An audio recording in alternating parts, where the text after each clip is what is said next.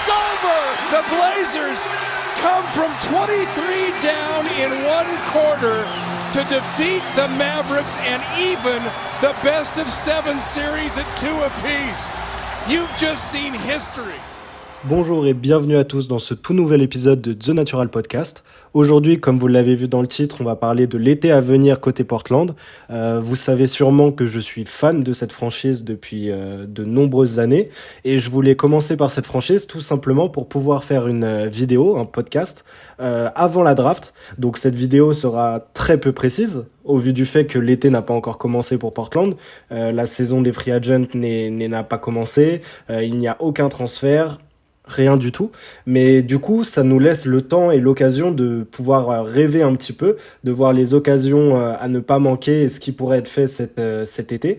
Et vous allez le voir, cet été va être complètement charnière pour le futur récent et le futur à plus long terme de cette franchise, on va le voir. Et beaucoup de problématiques se mettent en place cet été. Je pense que tout simplement, c'est un des étés les plus importants depuis la fin de l'ère Brandon Roy et peut-être même depuis les Jade Blazers. Donc oui, très importante été, très stressant été finalement.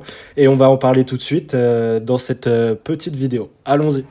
3 seconds left in the quarter. Dame steps through, deep three on the way, banks it in! Damian Lillard from the logo!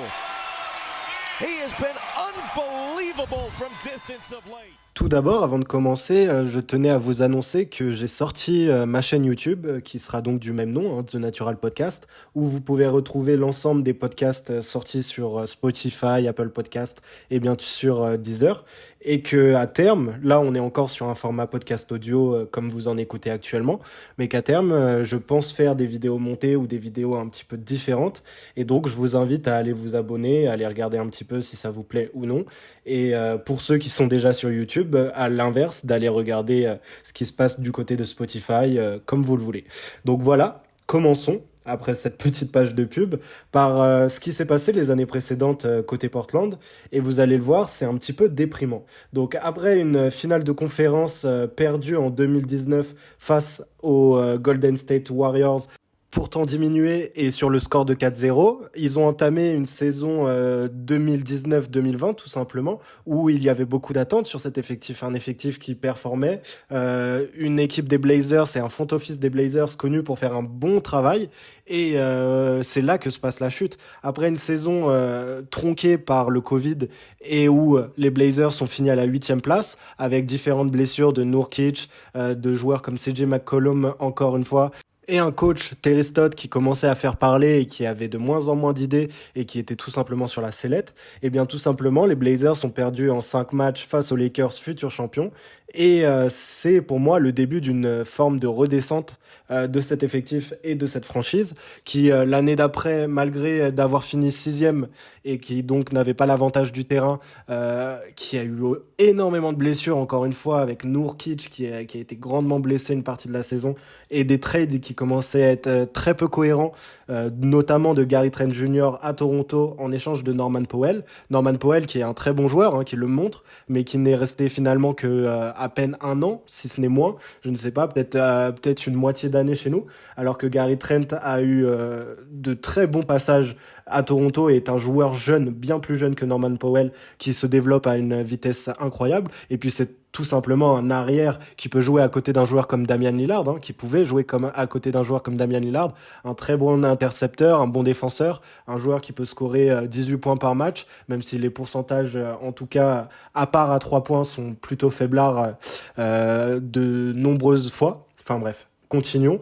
Après cette saison, beaucoup de gens voyaient Portland passer face à Denver qui avait fini 3e, tout simplement parce que pendant la saison, on a eu la grosse blessure de Jamal Murray qui a été absent plus d'1 an du coup, et que de ce fait, Damian Lillard et cet effectif de Portland auraient à affronter en play-off un effectif composé d'un backcourt, notamment de Campazzo et de joueurs tels que Monte Morris et Will Barton. Et bien tout simplement, les Blazers vont perdre en 6 matchs, malgré un match de Damian Lillard à plus de 55 points quand même, dans une défaite. Donc voilà où en est Damian Lillard. On va parler de lui principalement dans cette vidéo, je pense. Très isolé, avec un effectif qui n'est pas construit idéalement autour de lui. On parle d'un attaquant all-time, mais d'un très mauvais défenseur, avec un backcourt sous-dimensionné composé de lui-même et de CJ McCollum. Je pense que vous le savez de toute façon. Mais qui, du coup, la saison d'après... après de loyales et longues années de service, eh bien, CJ McCollum s'est fait transférer contre quasiment rien à mon sens, et il y avait beaucoup mieux à faire et peut-être même attendre l'intersaison pour notamment essayer d'avoir mieux en retour, parce qu'il fut transféré contre des cacahuètes tout simplement, on va appeler un chat, aux Pelicans, où là-bas il a trouvé un rôle de meneur, et même s'il y a certains doutes sur le fait que ça soit bien un meneur qui puisse t'emmener loin du fait de matchs un petit peu moins propres, eh bien on s'est rendu compte que tout simplement CJ McCollum n'était pas un arrière, était bien meilleur dans son rôle de meneur, et qu'à côté de lui aussi avait besoin de défenseurs et d'ailiers un petit peu dominants physiquement pour pouvoir l'aider, ce qu'a besoin Damian Lillard.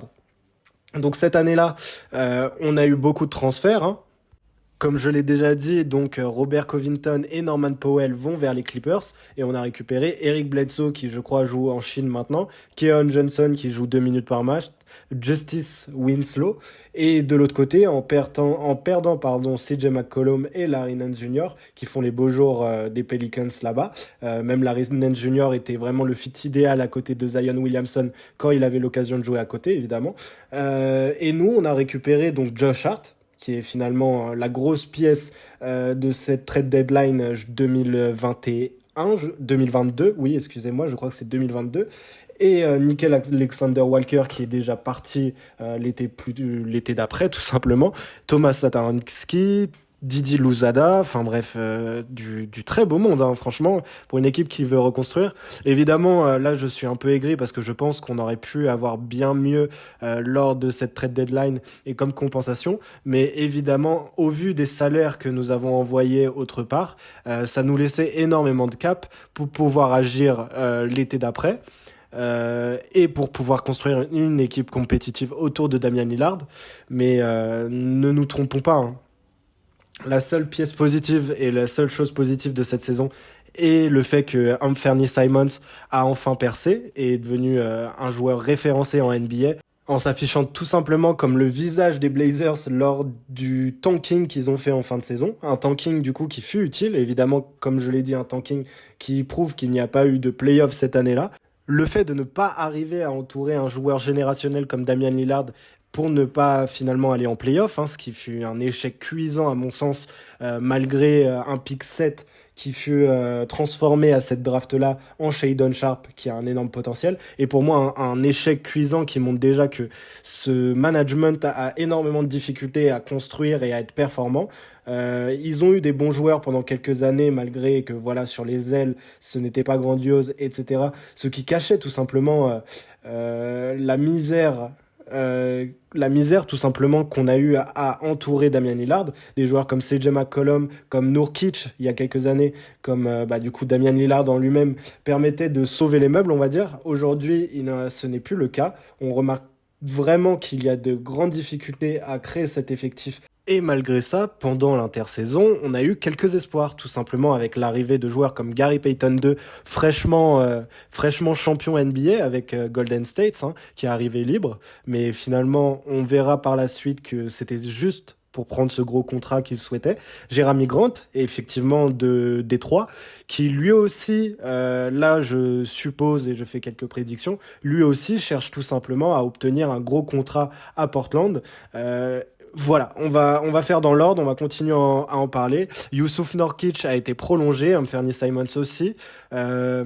Des joueurs comme Shaedon Sharpe ou Jabari Walker ont été draftés, et tout simplement on a un effectif au début de la saison actuelle qui était plutôt prometteur, je vais pas mentir. Damian Lillard avec derrière lui Gary Payton II qui peut le suppléer au niveau défensif et qui peut tout simplement faire des cuts pour pouvoir aller marquer au panier, c'est plutôt correct. Anthony Simons, même si je trouve que le fit n'est tout simplement pas bon avec Damian Lillard, reste un grand joueur de talent et un talent offensif assez impressionnant.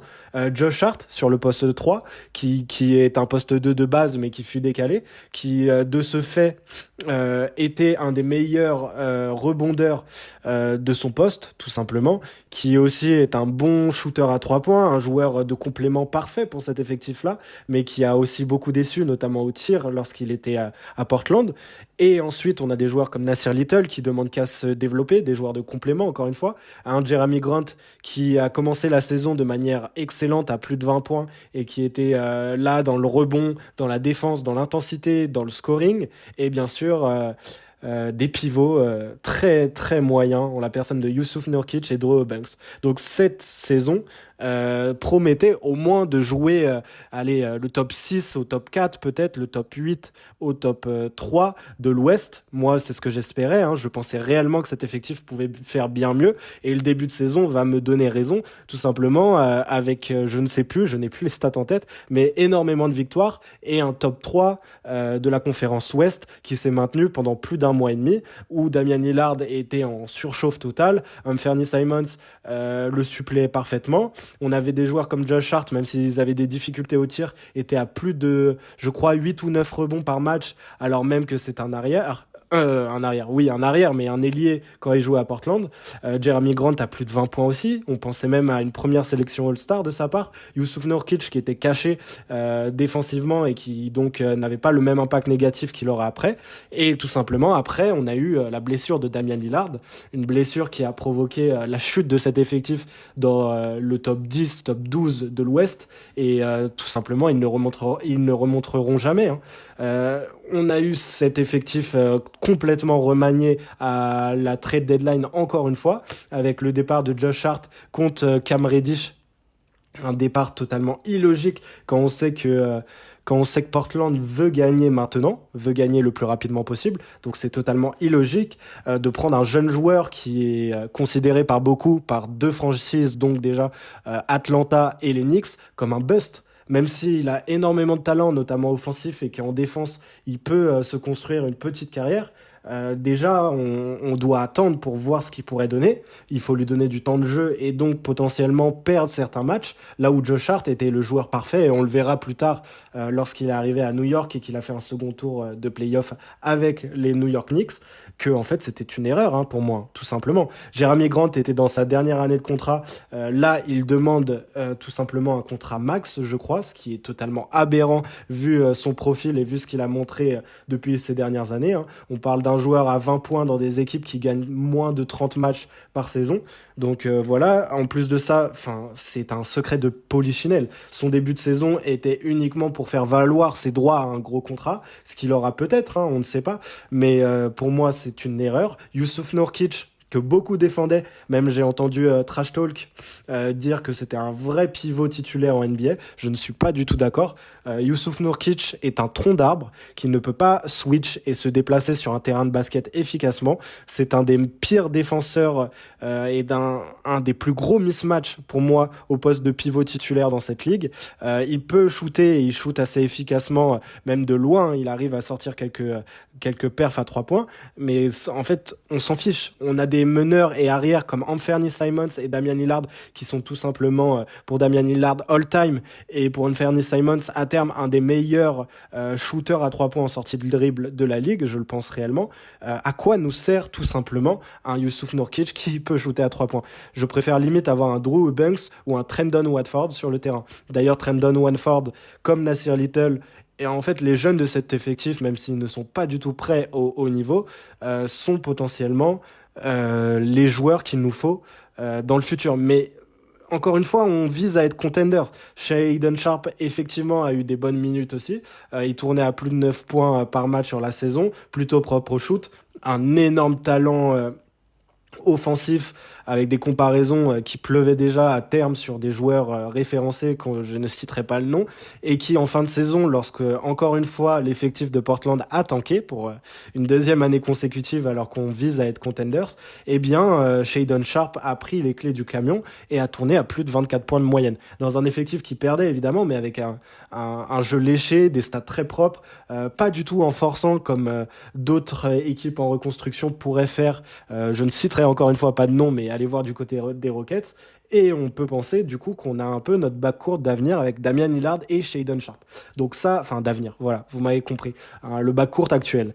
Donc ça, c'est une grande décision à avoir. Donc juste pour finir et pas m'éparpiller, on a fini la saison, je crois, 13e, un des 5e ou 6e pire bilan de la NBA, ce qui est quand même assez fou au vu de l'effectif de base de la saison et tout simplement de ce que souhaitait Damian Lillard. Eh bien, on n'a fait que descendre, tout simplement. C'est la pire saison que j'ai vue depuis que je suis Portland, on va dire, assidûment. Et tout simplement, des questions se posent, des rumeurs ont lieu sur Damian Lillard, sur comment continuer avec cet effectif, comment être contenders, ou s'il ne faudrait peut-être pas reconstruire. Donc la question c'est aussi posée parce qu'on a eu lors de la loterie NBA le 3e pick. Donc moi je vais dire tout simplement mon avis sur le sujet dans ces prochaines parties. On va parler un petit peu de tous les joueurs actuels et ce que j'en pense, même si ça a déjà été le cas. On va s'attarder un petit peu plus sur certains cas et ce qu'ils peuvent proposer pour nous en termes d'assets ou de joueurs du futur tout simplement. On va parler aussi du coaching que j'ai très peu abordé, et on va parler bien sûr de 2 solutions, de 2 voies potentielles qui peuvent être suivies par cet effectif selon si Cronin, qui est le GM des Blazers, décide de reconstruire ou décide de continuer et de persister dans ce souhait de devenir contenders et d'apporter cet effectif compétitif autour de Damian Lillard.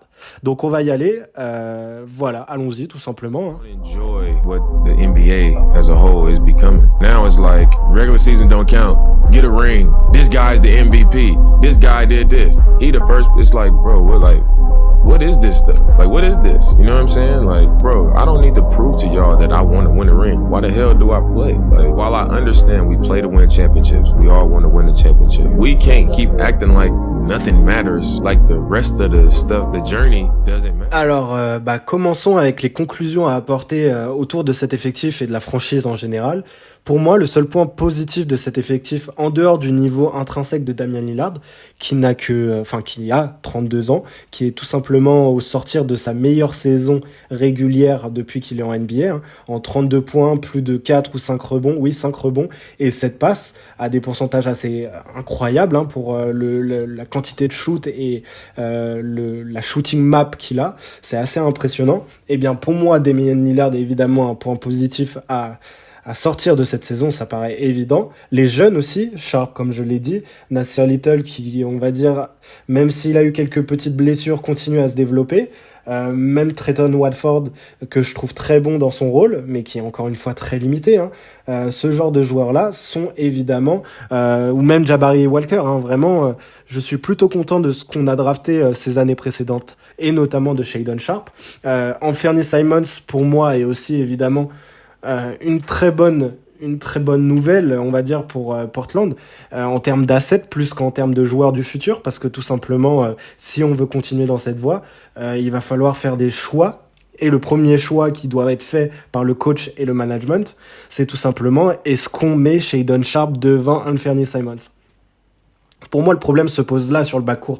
Shaedon Sharpe, à terme, peut être un très bon défenseur, avec un physique et des segments assez longs, et tout simplement, une explosivité, tout ce qu'il faut en fait à un bon défenseur en NBA, avec la taille qui convient, là où Ant pour un poste 2 est sous-dimensionné, et tout simplement, il est un petit peu dans l'ombre de Damian Lillard, tout simplement parce qu'il a les mêmes qualités, je pense, que Damian Lillard. Son shoot à 3 points est léché, très fort. C'est un joueur qui est un très mauvais défenseur, un bon passeur quand il a l'occasion de jouer sans Damian Lillard, les minutes où il est tout seul, ou en tout cas il mène l'attaque, c'est un très bon passeur qui peut décaler dans les corners, qui quand il attaque le cercle, même s'il le fait pas très souvent, peut être efficace. Et évidemment, en sortie de dribble de son côté gauche, si je me trompe pas, oui, c'est ça. En sortie de dribble à 3 points, eh bien tout simplement c'est létal. C'est un joueur avec des pourcentages assez énormes à 3 points dans certaines zones du terrain et qu'il ne peut pas des fois atteindre, en tout cas en sortie de dribble, parce que tout simplement la balle revient dans les mains de Damian Lillard. Donc oui, c'est un problème de fit qui se pose là, mais on a quand même, je l'espère en tout cas, des GM qui vont s'intéresser énormément à Anthony Simons cet été, et c'est peut-être l'un des plus gros points pour continuer à faire progresser cet effectif, notamment en tradant malheureusement un joueur avec un grand avenir et aussi jeune, mais il va falloir le trader, je pense. Ensuite, ce que je n'aime pas, évidemment, Nurkic doit partir de cet effectif. Jeremy Grant, on peut trouver mieux sur le marché pour moins cher, ou en tout cas trouver aussi bien. D'ailleurs, dans les free agents qui arrivent, il y en a plusieurs, on va en reparler, qui m'intéressent et qui peuvent jouer ce rôle d'ailier, peut-être ailier fort à la perfection. Et voilà, en tout cas je pense que sur l'effectif on en a assez parlé, on a assez critiqué comme ça, donc on va parler de la problématique qui se pose déjà avec le coach. Alors le coach c'est Chauncey Billups, je m'aperçois que maintenant que j'ai pas parlé de lui avant, donc oui c'est le coach a changé depuis déjà 2 ans. Donc 2 ans où on a vu que c'était juste les pires années depuis que je suis la franchise, les pires années depuis les jeunes années de Brandon Roy peut-être. Voilà. Donc oui, même sous la Marcus Aldridge, ça allait en play-off, donc c'est les pires années depuis bien longtemps pour nous. Et tout simplement, Chauncey Billups, qui est un joueur référencé, un incroyable défenseur, un général sur le terrain, se trouve être, à mon sens aujourd'hui, un entraîneur qui, malgré le fait qu'il n'a pas eu toutes les assets et les joueurs qu'il aurait voulu avoir, je pense, pour créer cet effectif peut-être défensif, n'a montré, depuis 2 ans en tout cas, aucune facette, aucun, je ne sais même pas comment le dire, aucun modèle de jeu, aucun style de jeu ou de culture. Aucune culture s'est dessinée en l'espace de 2 ans. Même sur certaines périodes, sur certains débuts de match, tous les matchs gagnés sont sur des performances, et parce qu'en fait l'effectif reste plutôt bon, notamment en début de saison. Jeremy Grant était très fort à Denver et encore plus fort à Détroit malgré le fait qu'il avait tous les ballons. On parle quand même de Damian Lillard, de Anthony Simons, de joueurs comme ça, Josh Hart, on sait ce que ça vaut et tout ça. Ensuite, il y a eu Matisse Thybulle. Non, il y a eu des défenseurs dans cet effectif. Évidemment, peut-être pas aussi versatile qu'il s'attendait, peut-être pas avec le style de jeu auquel il voulait prêter attention. Peut-être que Damian Lillard, en tant que principale pièce de ce projet Blazers, n'est pas celui qu'il voudrait. En tout cas, un profil de jeu avec lequel il peut matcher, on va dire. Mais le fait est qu'il savait dans quoi il s'embarquait et il n'a pas répondu aux attentes. Et bizarrement, je pense ne pas être le seul à penser cela, mais il n'a toujours pas été viré, licencié, remercié, tout ce que vous voulez. Il ne l'a pas encore été, alors même que cette intersaison a commencé avec un jeu des coachs et un roulement de coach assez important. Et sur le marché, on l'a vu, il y avait des coachs de talent, et il y a même encore pour moi des coachs de talent qui peuvent tout simplement répondre aux attentes de Portland. Donc oui, il y a eu peut-être une confiance exacerbée entre Damian Lillard et Billups. D'ailleurs, je trouve que c'est un des problèmes de cette franchise. Dès qu'il y a une bonne entente entre certains mecs, et notamment avec Damian Lillard, eh bien, on n'ose pas ou on ne les transfère tout simplement pas. Nurkic est un grand ami de Damian Lillard, mais n'est tout simplement pas le joueur qu'il nous faut. Donc, c'est plus que dommage, en fait. C'est que on gâche des carrières, que ce soit de coach ou de joueur, par une forme de suffisance, une forme d'amitié un petit peu, alors qu'on est dans un business en NBA. Enfin bref, je m'égare. Donc voilà, je n'ai aucune confiance en Billups. Ça sera, je pense, le début de saison, sa dernière chance de faire ses preuves, parce qu'il pourra se faire virer très très tôt si ce n'est pas le cas.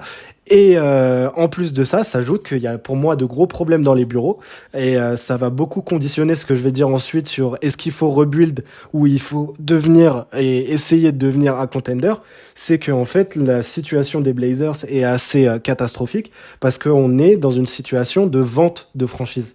On a Phil Knight qui est le créateur de Nike, qui voudrait racheter la franchise à plus de 2 milliards et des brouettes de dollars, qui évidemment un enfant de la ville, qui a une des plus grosses richesses du monde, je crois qu'il est 25e ou quelque chose comme ça, qui veut racheter la franchise. Et de ce fait, l'actuel président et l'ensemble du front office ne savent pas comment agir. Parce que pourquoi ils iraient reconstruire alors même qu'ils ont une tête d'affiche énorme qui donne de la valeur ajoutée en termes d'argent, de monnaie tout simplement à leur franchise et à leur vente en la personne de Damian Lillard. Mais pourquoi se mettre dans le rouge en payant la luxury tax alors même qu'ils vont simplement vendre cette franchise. Donc ils sont dans une espèce d'entre-deux, j'ai l'impression en tout cas, d'un point de vue extérieur, qui veut en faire en sorte qu'ils ne vendent pas leurs meilleurs joueurs, mais qu'ils ne veulent pas non plus l'entourer et prendre assez de risques pour faire en sorte que lors de ces dernières années de prime, eh bien ils soient assez performants et assez bien entourés pour pouvoir jouer le titre. Donc pour moi, la raison logique, c'est celle-là. On vendrait évidemment beaucoup moins cher une franchise sans Damian Lillard. On n'a pas envie de dépenser des millions de dollars pour une franchise qui dans 6 mois ne sera peut-être plus la sienne. Mais dans ce cas-là, pour les fans et pour le reste, c'est compliqué, très compliqué. Donc cette situation doit se décanter assez rapidement. Et ça amène à mes 2 choix dont je vais parler maintenant. Donc le premier est tout simplement le rebuild. Tout simplement... comme je l'ai dit, on ne peut pas gagner maintenant avec une situation dans les bureaux qui est aussi compliquée. On ne veut pas se mettre dans le rouge, on ne veut pas prendre de risques. Ça fait 2 ans que la franchise est dans le mal, on ne choisit même pas un coach référencé. On veut payer peut-être plein pot un joueur comme Jeremy Grant qui, à ce que je sache, n'a absolument rien fait dans cette ligue. Non, c'est compliqué. Évidemment, sur le marché des transferts, on a des assets. C'est une des premières années où on aura des assets. Donc, on en parlera tout à l'heure. Mais la plus grosse de nos assets, donc, reste Damian Lillard. Et reconstruire avec ce pick 3, Anthony Simons et Shaedon Sharpe, ça pourrait être énorme. Tout simplement parce qu'en fait, le pick 3, même si les rumeurs, je n'y crois pas trop, je pense vraiment que Charlotte va prendre Scoot Henderson. Partons du postulat que Charlotte est une franchise très mal gérée aussi et qu'ils prennent Brandon Miller. On aurait une reconstruction assez incroyable avec Shaedon Sharpe, Scoot Henderson et Anthony Simons. Anthony Simons qui pourrait être une pièce à vendre pour plus tard si on a déjà le backcourt du futur avec Scoot Henderson et Shaedon Sharpe. Shaedon Sharpe qui donc pendant plus de 5, 8, 10 matchs, je ne sais plus combien, a tourné à plus de 24 points de moyenne, et un Scoot Henderson qui est pour moi tout simplement le 3e meilleur prospect de ces 10 dernières années, derrière Zion, en termes de prospect évidemment, derrière Zion et derrière Victor Wembanyama, qui est le plus jeune professionnel de l'histoire des États-Unis, qui salit tout simplement des pères de famille en G-League depuis qu'il a 17 ans, et qui tout simplement pourrait être ce genre de meneur qui devient All-NBA d'ici 4-5 ans. Et à côté de ça, on a un Shaedon Sharpe qui a la taille requise pour une fois dans l'histoire de Portland, pour jouer 2 et ne pas être tout simplement un deuxième meneur qui se décale, qui peut même jouer 3 finalement. Les deux sont surathlétiques, on aurait un backcourt surathlétique pour commencer cette nouvelle histoire. Billups pourrait prendre de l'expérience et tout simplement donner la bonne mentalité à ces jeunes-là. Autour de ça, on a évidemment les Trendon Watford, les Nasir Little qui auraient enfin le temps de jeu pour se développer. À côté de ça, on aurait sûrement en tradant tout simplement Damian Lillard. Je sais que ça fait beaucoup de mal à beaucoup de monde dans notre communauté, mais déjà je suis fan de Portland et pas de Damian Lillard. Enfin évidemment je suis fan de Damian Lillard, mais d'abord de Portland. Je pense que pour les deux parties c'est mieux de se séparer. Ça fait déjà 1 an et demi que je le pense, mais bon bref, passons. Si on arrive à recevoir des assets assez importantes, notamment aux Nets où on pourrait avoir des Cam Thomas, si on arrive à bien jouer le jeu, même si je pense que c'est impossible, on pourrait avoir des Nick Claxton. Donc excusez-moi, passer de Nurkic à Nick Claxton, je signe tous les jours. Encore une fois, une équipe qui serait évidemment beaucoup trop jeune pour jouer quelque chose, encore pendant 2-3 ans, mais qui serait surathlétique, qui a l'air d'avoir la bonne mentalité. Shaedon Sharpe est vraiment, pour moi, c'est mon chouchou de toute façon, donc je ne suis pas objectif. Mais Scoot Henderson a déjà montré que c'était un leader, même à son âge en J-League, et un gros winner. Billups, en termes de joueurs, et je pense dans les vestiaires quand il parle tout simplement aux joueurs, je pense que c'est parfait, c'est exactement ce qu'il faut pour une équipe qui veut se reconstruire, en espérant qu'il s'améliore tactiquement et qu'il arrive à créer un petit peu le projet qu'il voulait. Ensuite, on pourrait avoir énormément de pics de draft, même si je pense que par exemple s'il part à Miami, ça pourrait être plus compliqué. On sait que le front office va faire en sorte de le faire partir dans l'endroit où il veut, tout simplement parce qu'il le respecte et tout ce qu'il a donné à la franchise fait qu'il mérite au moins d'être dans une franchise compétitive. Je pense que les Nets ont beaucoup d'assets qui pourraient intéresser Portland pour le faire venir, mais dans le cas où il veut aller jouer à Miami, ça serait plus compliqué, mais même comme ça, tout simplement, on pourrait viser la draft, on pourrait avoir, même si on perd, un backcourt qui fait rêver. Je suis sûr que même malgré les défaites, on pourrait apprécier la reconstruction de Portland, même si on sait que mentalement c'est dur de suivre ce genre de reconstruction, c'est dur de perdre 70 matchs ou 60 matchs par saison. Non, mais je me demande tout simplement comment gagner dans ces conditions si on ne veut pas avoir la luxury tax. Je pense que c'est une autre génération. Il faut attendre encore peut-être la vente de cette franchise et potentiellement espérer que la situation se décante, mais que ça ne se fera pas sous l'ère Damian Lillard, malheureusement, mais qui peut créer et être à l'origine d'une seconde ère plus importante. Évidemment, moi, je pars de ce principe-là si en 3, on arrive à avoir Scoot Henderson. Brandon Miller, pour moi, est trop haut dans les mock drafts ou dans les prévisions de draft, tout simplement. Je pense que Amen Thompson serait même un meilleur choix que lui. Brandon Miller, en plus, je crois, aura bientôt 21 ans.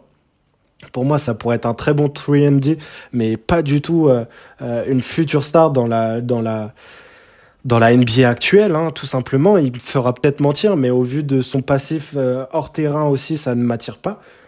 Donc, dans le cas où, de toute façon, le transfert n'aura pas lieu le soir de la draft, on peut attendre, tout simplement, de voir si on possède Scoot Henderson ou Brandon Miller. Peut-être Amen Thompson si on n'est pas trop bête, mais pour moi, ça sera Brandon Miller. Il y a un gap entre les 3 premiers picks et le 4e qui sera sûrement Amen Thompson, malheureusement. Mais du coup, s'il y a Brandon Miller, il faut absolument essayer de le transférer pour devenir contender.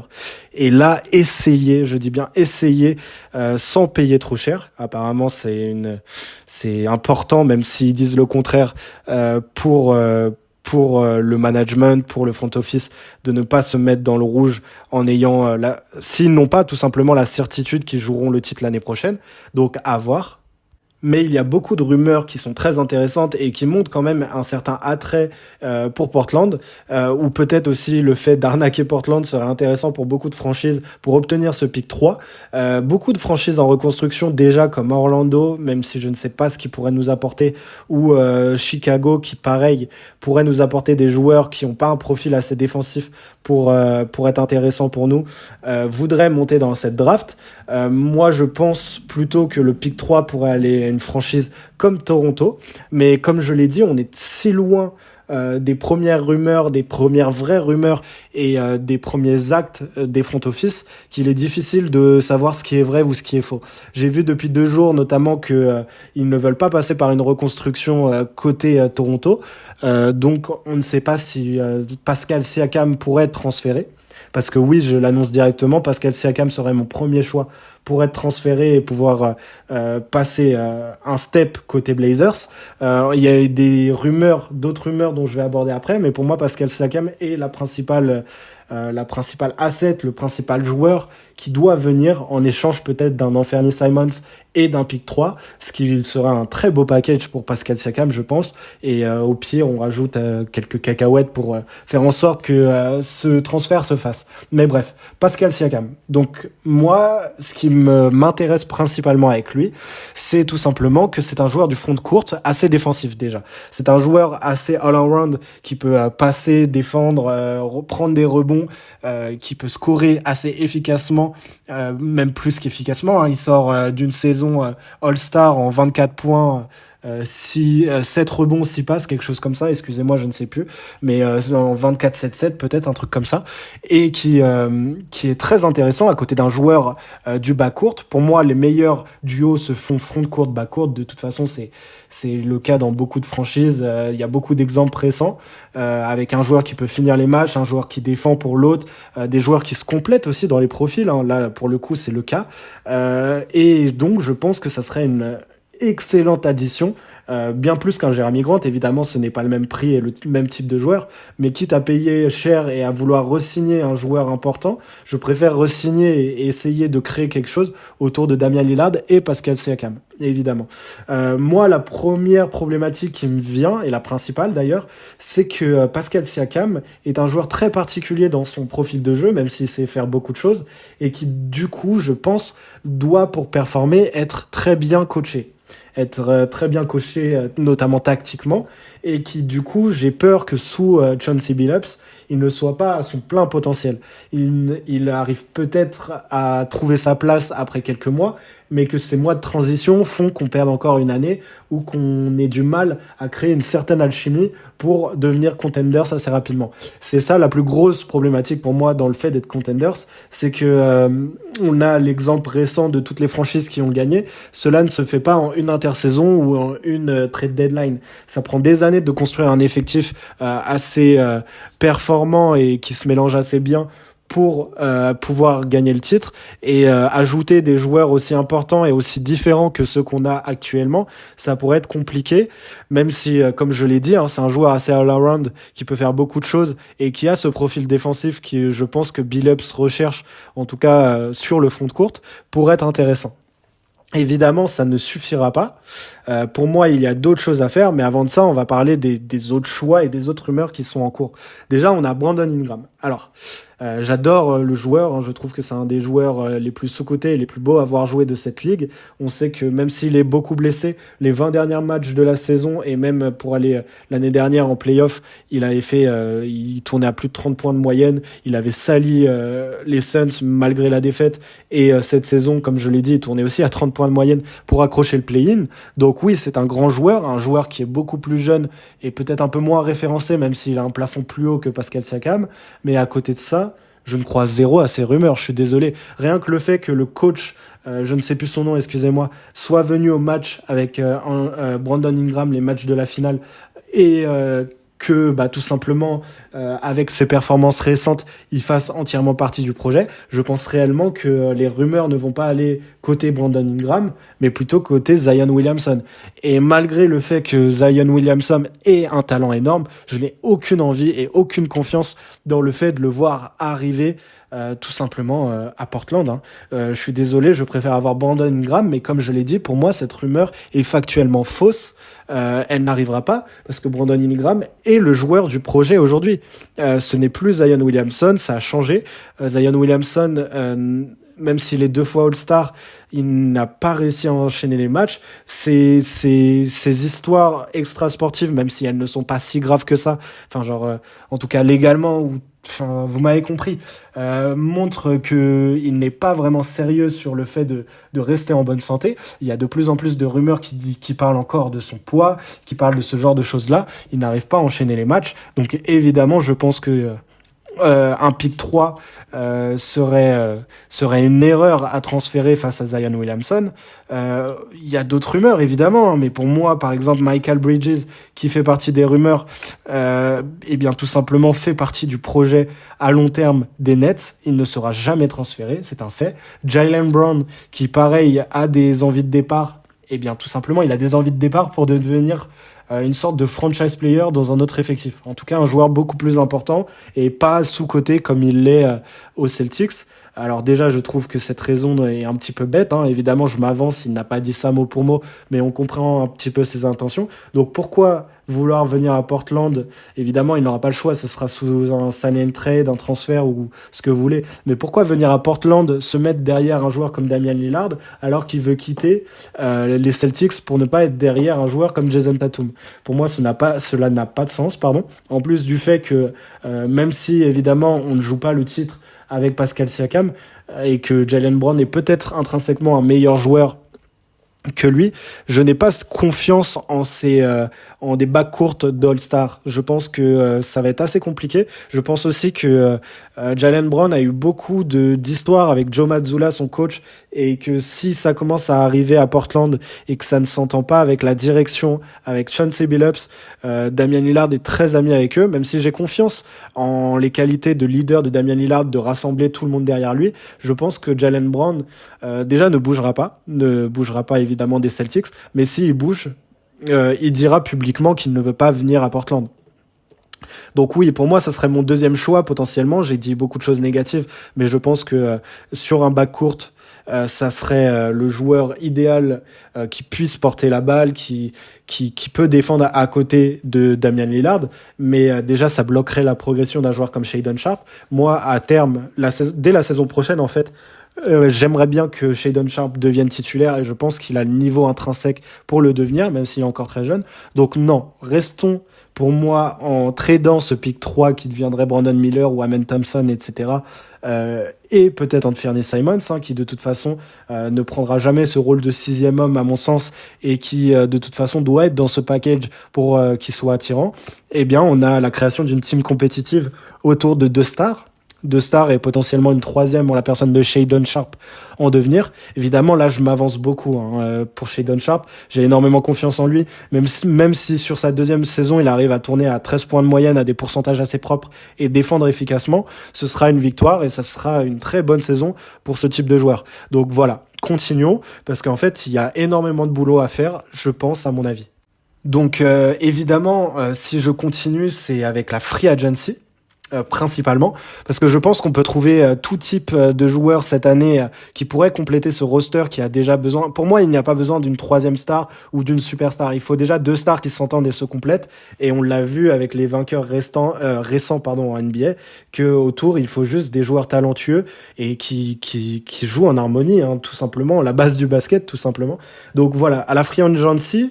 On va commencer sur les ailes, parce que là on a sur les ailes donc un Cam Reddish et un Matisse Thybulle, ce genre de joueurs qui, excusez-moi, mais ne sont tout simplement pas des titulaires en NBA.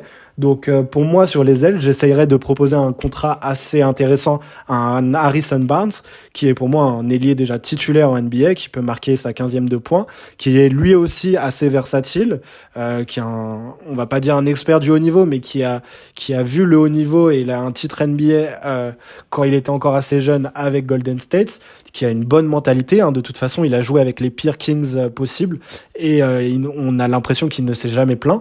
Donc oui, c'est le type de joueur et de soldat qu'on a besoin. En plus de ça, je trouve qu'il ressemble énormément au type d'ailier qu'on a ces dernières années et qui t'apporte un titre NBA. Par exemple, prenons le cas de Andrew Wiggins ou ce type de joueur-là. Eh bien, je pense que dans un Harrison Barnes, on retrouve ce type de joueur.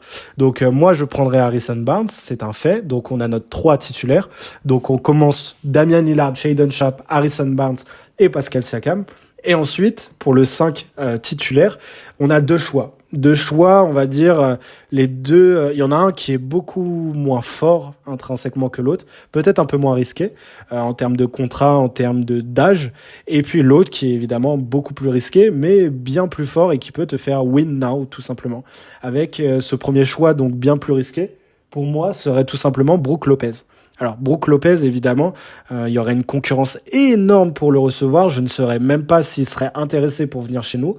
On pourrait lui proposer un contrat assez intéressant, je pense. Mais voilà, je pense que les Bucks vont très vite s'aligner. Il fait partie intégrante de leur roster et de leur roster compétitif qui peut, lui, aller jusqu'au titre. Donc oui, je pense que ça serait très compliqué. Mais à l'idéal, un joueur qui arrive à s'écarter assez efficacement, qui est un énorme défenseur, qui aurait pu, à mon sens, être DePaul cette année, serait un ajout énorme à côté d'un Damian Lillard, et on aurait un front court tout simplement énorme avec Pascal Siakam qui aurait la place de s'exprimer proche du cercle en faisant ses spins et en jouant son jeu tout simplement proche du cercle, un Brook Lopez qui arriverait à s'écarter et à prendre tout simplement les passes que des extérieurs pourraient lui donner proche du panier. Bref, on pourrait avoir ce type de front court là qui pour moi nous fait passer encore un niveau, mais ça serait très compliqué de jouer autour d'équipes qui sont eux réellement des contenders et qui vont vouloir aussi se renforcer cet été, c'est sûr, et puis bien sûr de jouer face aux Bucks qui ont déjà win avec Brook Lopez. Donc mon deuxième choix serait un joueur qui a déjà joué avec Pascal Siakam en plus, qui a joué d'ailleurs cette année avec Pascal Siakam, ça serait Jakob Poeltl. Donc Jakob Poeltl, c'est un joueur qui est à mon sens très sous-coté, j'en ai déjà parlé dans des premiers podcasts de la chaîne, qui est tout simplement un centre, un pivot qui est assez traditionnel avec des mains de velours, un bon scoring assez propre et qui est un excellent, qui peut tout simplement contester les shoots, être un intérieur qui n'est pas très mobile. Évidemment, ça nous change pas trop de Nurkic, mais qui a 3 niveaux au-dessus de Nurkic à l'heure actuelle, qui peut défendre son panier de manière efficace, qui d'ailleurs avait surpris beaucoup de monde quand il avait été transféré à Toronto, son retour à Toronto où il avait fait des bons cartons, que ce soit au rebond, même en étant tout simplement en double-double, alors même qu'il devait s'insérer dans ce collectif et qu'il était tout simplement pivot titulaire limite day one, hein, parce qu'il n'y a pas vraiment de pivot titulaire ou de pivot tout court à Toronto.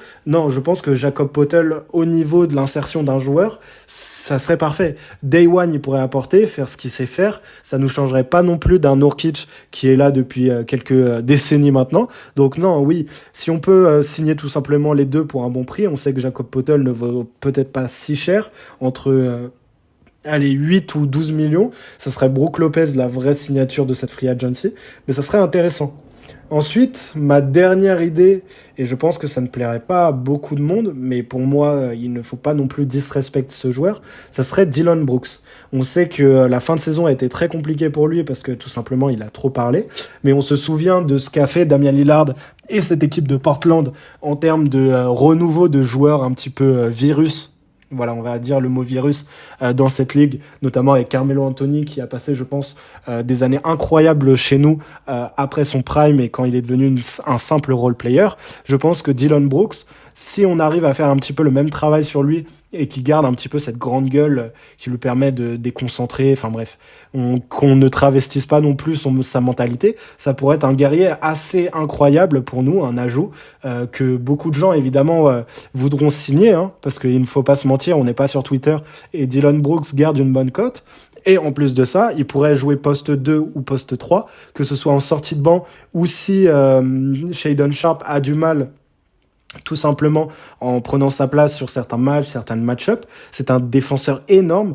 En première partie de saison, il était tout simplement dans la conversation pour le Depoy, dans un top 5, top 7 tout simplement, ce qui n'est pas rien pour un extérieur, même si c'est un ailier, etc. Bref, vous m'avez compris.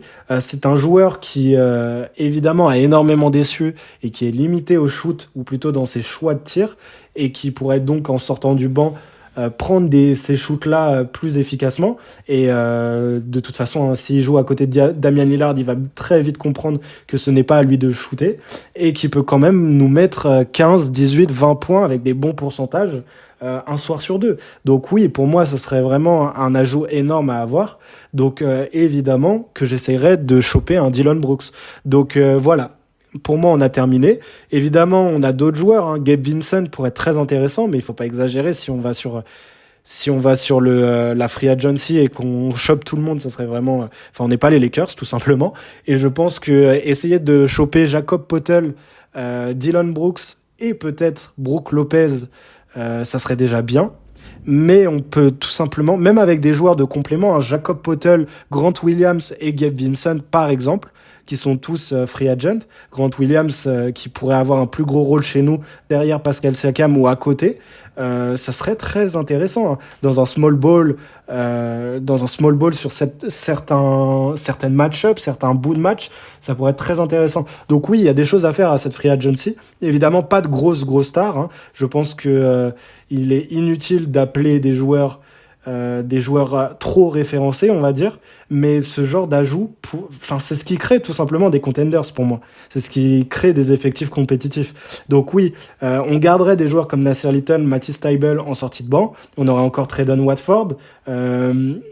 On essaye de les mettre le plus loin possible de la rotation pour l'instant, mais Cam Reddish a développé peut-être dans notre nouvelle équipe de G-League ou Jabari Walker, Drew Banks, on garde aussi, et on essaye à côté de ça d'ajouter des Dillon Brooks, Jakob Poeltl, ce genre de joueurs tout simplement qui sont des soldats. On a besoin de soldats. On a des joueurs, je pense, qui n'ont pas encore trouvé leur rôle, qui n'avaient pas trouvé leur rôle cette année et qui avaient tout simplement des envies d'ailleurs. Là, on doit signer des mecs qui ont envie d'être là, qui ont envie de faire partie de ce projet. C'est pour ça qu'il est très important pour moi de demander à des joueurs comme Siakam ou Brand s'ils ont vraiment envie de faire partie de cette aventure, tout simplement, et qu'il ne faut pas signer un nom. Il faut signer, on va faire le romantique, le philosophe, mais signer une histoire, tout simplement.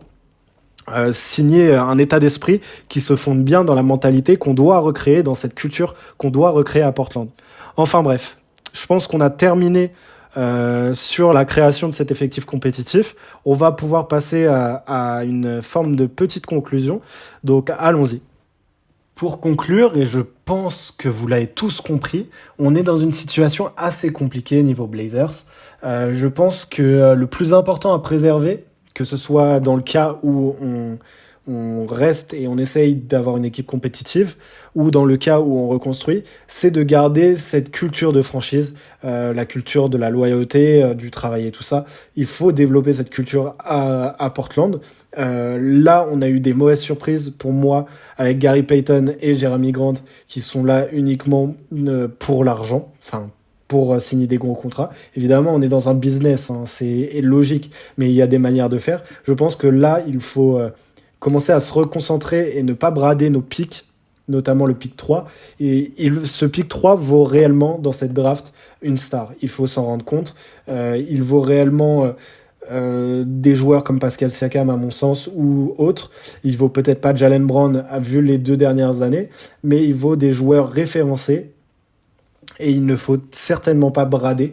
Donc s'il n'y a pas le choix, même un Michael Bridges, pour moi, c'est trop faible. On l'a vu, même s'il a eu une année assez spéciale après aux Nets, on l'a vu aux Suns, ce n'est pas le joueur qui te fait passer ce cap pour devenir favori au titre. Il était 4e option, évidemment il était un peu plus jeune, mais aujourd'hui il a 27 ans. Pour moi, ce n'est pas ce type de joueur-là. Même si, comme je l'ai dit, mentalement, il serait vraiment content de jouer avec son pote Lillard. Non, pour moi, il faut un joueur calibre All-Star référencé. Nos assets valent ce type de joueur-là.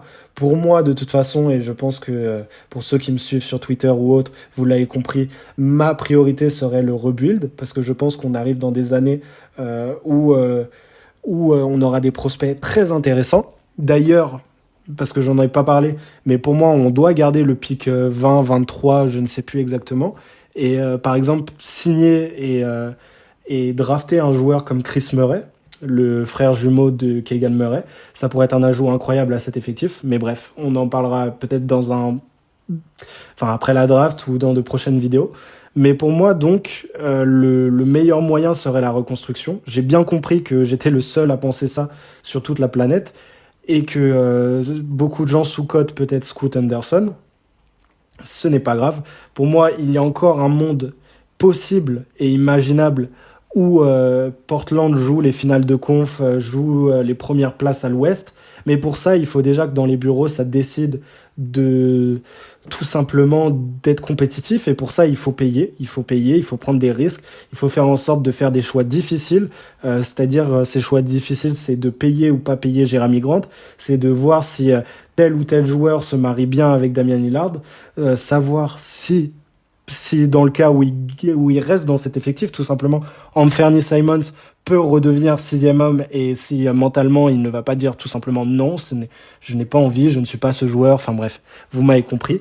Il faut créer une sorte d'osmose collective. Il faudra peut-être, et je le pense, et c'est un des trucs où je suis le plus clair, je pense, c'est tout simplement virer Chauncey Billups, et tout simple, ou en tout cas le faire coach assistant, le mettre dans notre réseau de coach, etc. Mais il nous faut un meilleur stratège. C'est indéniable, c'est un fait. On le voit de toute façon avec les coachs qui vont en finale.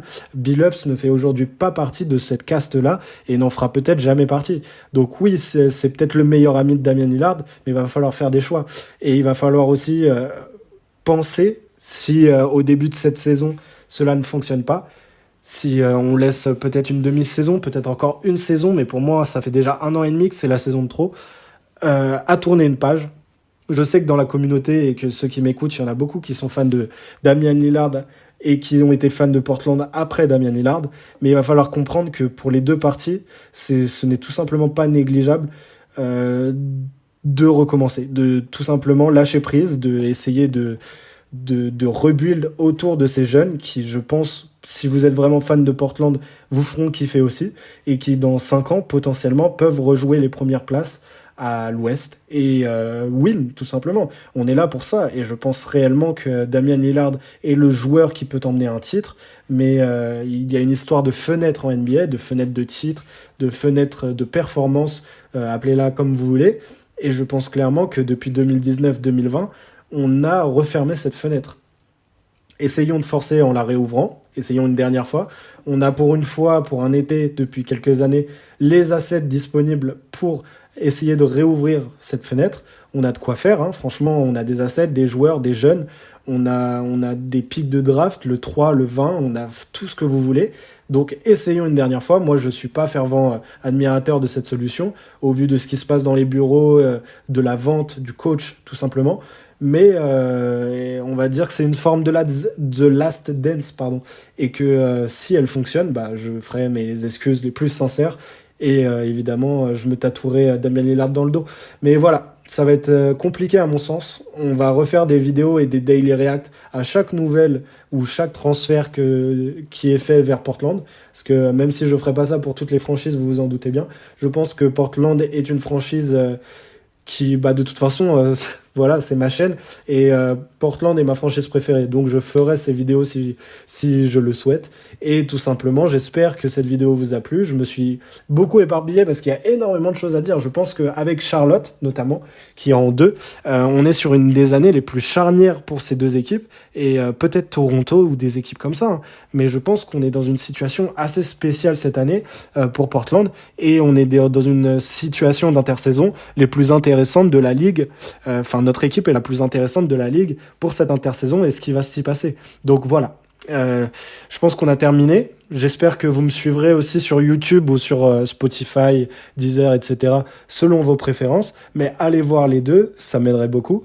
Je vous souhaite à la prochaine pour de nouveaux The Natural Podcast et bonne soirée à tous.